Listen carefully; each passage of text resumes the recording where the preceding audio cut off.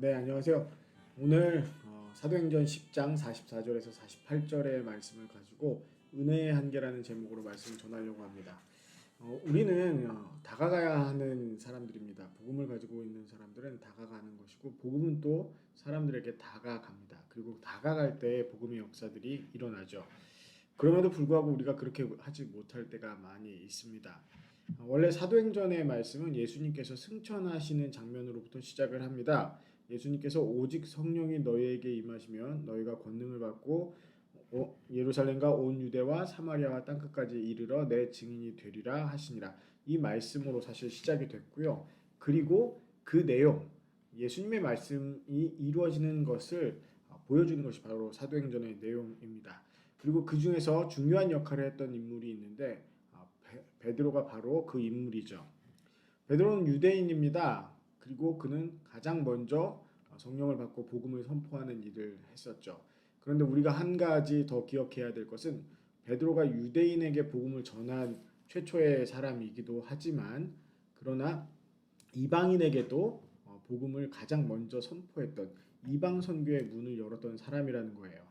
바울이 이방인의 사도라는 이름으로 우리에게 알려져 있고 부르지만 실제로 이방 선교를 시작했던 것은 베드로입니다. 오늘 본문 말씀에 나오는 고넬료와 그 가족들에게 복음을 전하고 또 그리고 예수 그리스도의 이름으로 세례를 주게 된 사람이 바로 베드로이죠. 그러나 이 베드로가 처음에 고넬료가 초청을 했을 때 달갑지 않아 했습니다.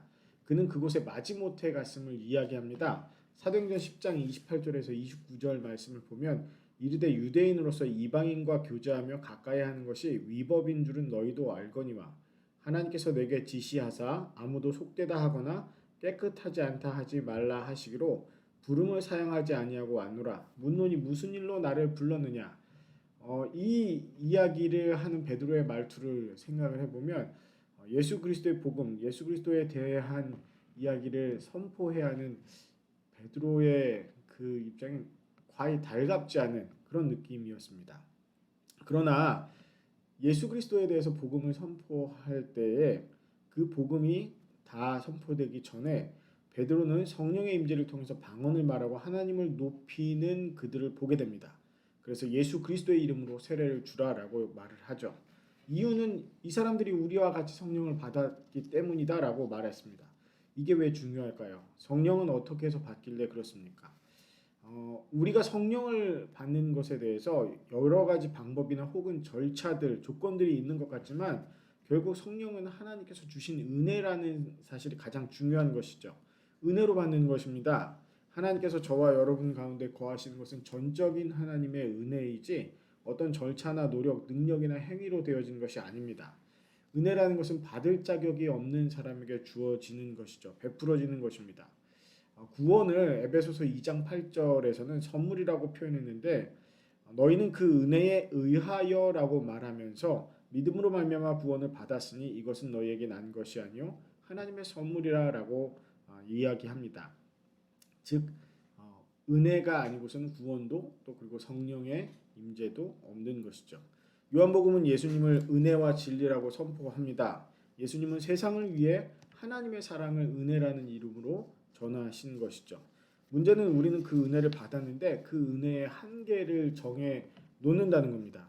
예수님을 믿을 수 있는 사람과 믿을 수 없는 사람, 내가 복음을 전해야 할 사람과 전하지 말아야 할 사람, 구원받을 수 있는 사람과 없는 사람 이런 한계들을 정해 놓죠. 베드로가 가지고 있었던 한계는 뭘까요? 그가 유대인이라는 한계, 그리고 회개하고 세례를 받아야 한다는 절차의 한계를 가지고 있었습니다. 승천하시는 예수님께 직접 들었지만 또 성령을 가장 먼저 받은 사람 중 하나였었고 12사도 중에서 지도자였지만 그는 이방인이었고 또 그리고 게다가 로마의 백부장이었던 이 사람을 만나는 것을 꺼려했고요. 복음을 전하는 것도 꺼려했습니다. 아마 물로 세례를 주는 것도 생각하지 않았을 수도 있습니다. 하물며 하나님의 은혜의 선물인 구원과 또 은혜로 받게 되는 성령의 임재가 이 이방인들에게 일어날 줄은 생각하지 못하는 것 같아요. 그런 그에게 사실 하나님께서 이미 말씀하신 바가 있죠. 베드로가 요바에 머물 때에 기도하러 올라갔습니다. 기도하러 지붕에 올라갔는데 하나님께서 그에게 3번이나 같은 환상을 보여주셨습니다.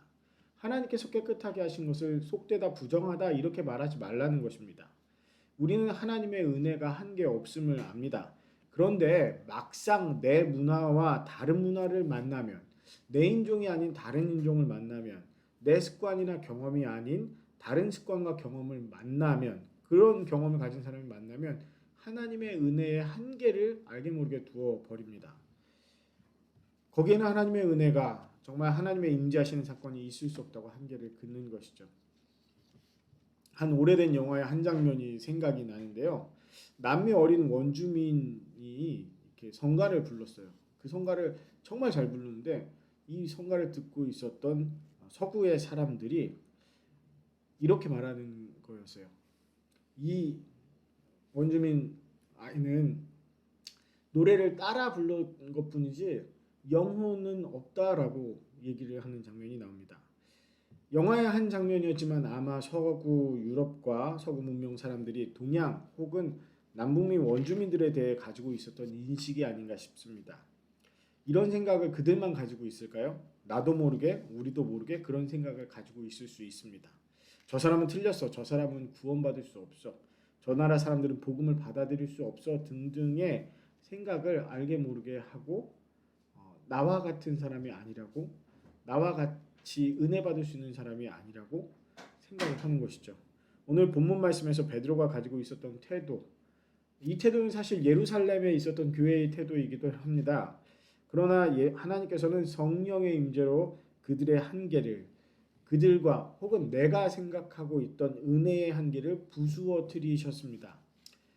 여태까지 제자들은요, 예수 그리스도의 복음을 전하고 듣는 사람들이 마음으로 받아들이고 회개한 다음에 예수 그리스도의 이름으로 세례를 받고 안수를 받아야지 성령의 임재가 있을 거다라고 생각한 거예요. 그것이 하나님께서 그들에게 주신 은혜였습니다. 공식 절차 대상이 분명했죠. 고넬료는 전혀 그것과 상관없는 사람이었어요.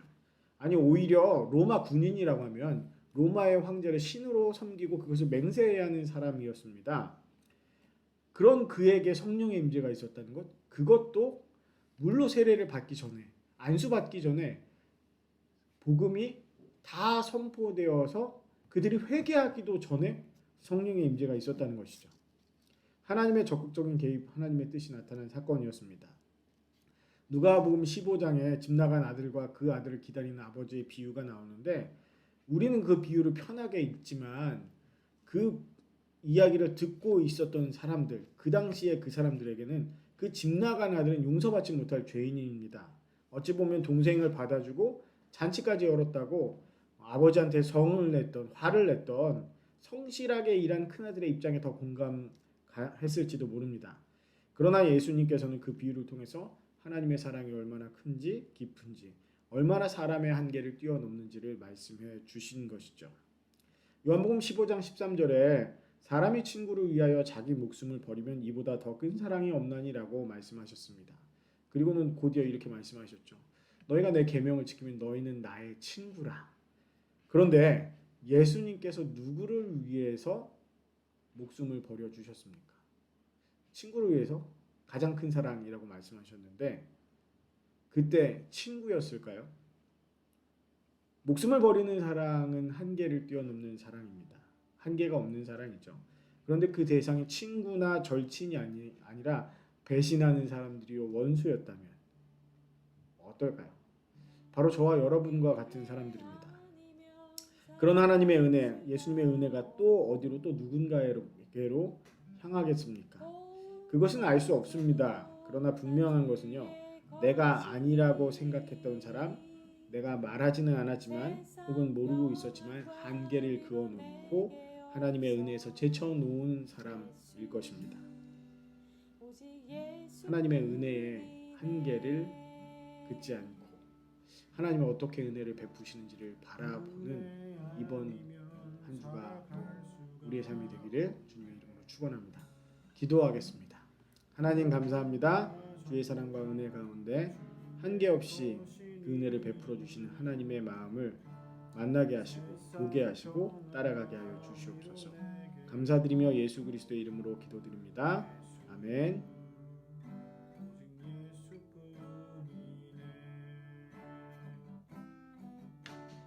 그 신경을 다 볼 수도 없고 작은 고난에 지쳐도